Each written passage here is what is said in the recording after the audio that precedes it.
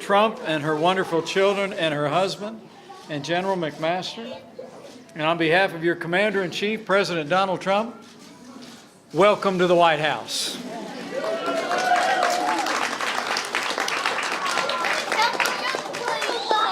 I'm just so excited to be with all of you, and Karen and I were so thrilled to be with all of you because we have the great privilege of having a son and a daughter-in-law who are serving our country. Our son is in the United States Marine Corps,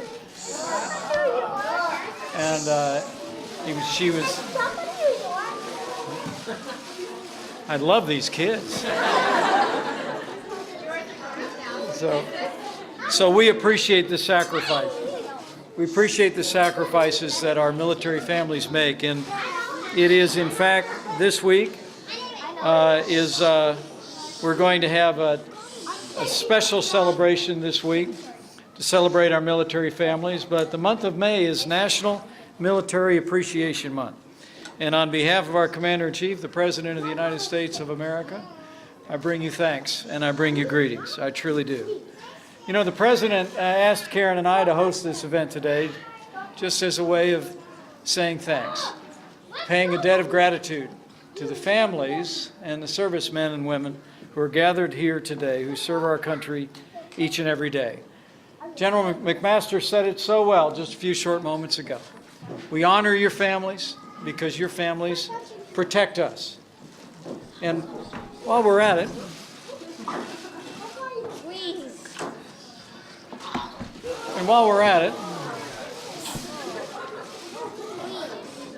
okay. Please calm Good. down. Calm down. Why Calm down. don't we give a round of applause to all the servicemen and women who are with us here today, who are wearing the uniform of the United States. But today is really about celebrating that while service members enlist, it's families that serve. And I want to give a rousing round of applause to the military spouses who are with us here today, who keep the home fires burning and who support their spouses as they serve our country. And all of these wonderful and energetic children who are with us today, some of whom themselves may follow your parents in the uniform of the United States. We're just truly honored to have you here today. You know, this coming Friday will be Military Spouse Appreciation Day. President Ronald Reagan instituted this celebration in 1984 to recognize the crucial role that spouses play in the lives of our armed forces.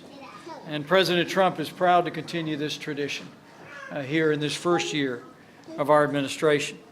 On the President's behalf, I just want to thank our military spouses.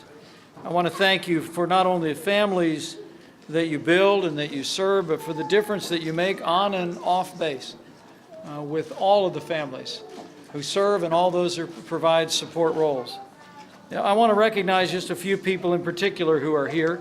We're especially honored to be joined today by those from every branch of the service who've actually been named Military Spouse of the Year. We have 3 national award winners, 8 service branch winners, 8 base winners. Would you join me in congratulating the Military Spouses of the Year who are with us here today?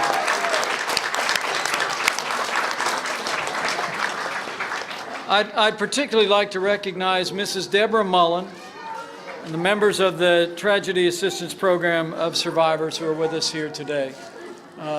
Deborah Mullen has dedicated a life of service along with her husband. And where's Deborah at? Is she in the room? Maybe in the back of the room? Give Deborah a big round of applause. She makes an incredible difference. And lastly, Ivanka Trump just said it so well. On behalf of the President of the United States and his family and our family, I want to recognize our Gold Star families who are with us here today. You honor us by your presence, and I promise you, on behalf of the President of the United States, the American people will never forget your loved one or the sacrifice your family made for our freedom. So help us God. Let's hear it for our Gold Star families, would you please?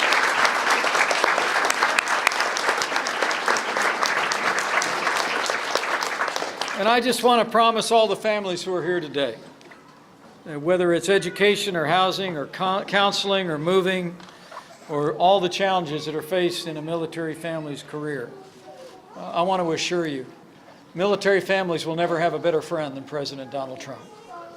Already in the early days of this administration, the President has signed into law the largest increase in military spending in the last 10 years. And I'm proud to say the President actually submitted a budget that will have the largest increase in military spending since the days of President Ronald Reagan.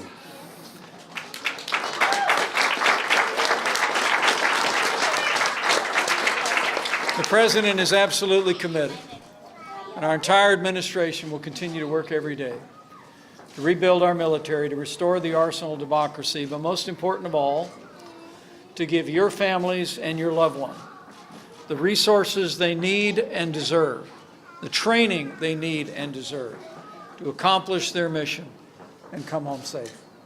That's our pledge to each and every one of you. And it's a solemn pledge and a solemn oath. You know, the old book says, if you owe debts, pay debts. If honor, then honor. If respect, then respect.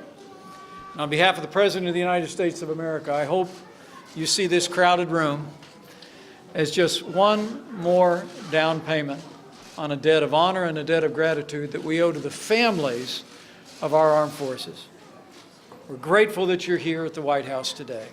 We hope you leave here today with your hearts full of the assurance that the American people are grateful for those who serve in uniform, and just as grateful for the families who stand by their side. Thank you all very much. God bless you, and God bless these wonderful kids who did such a great job today.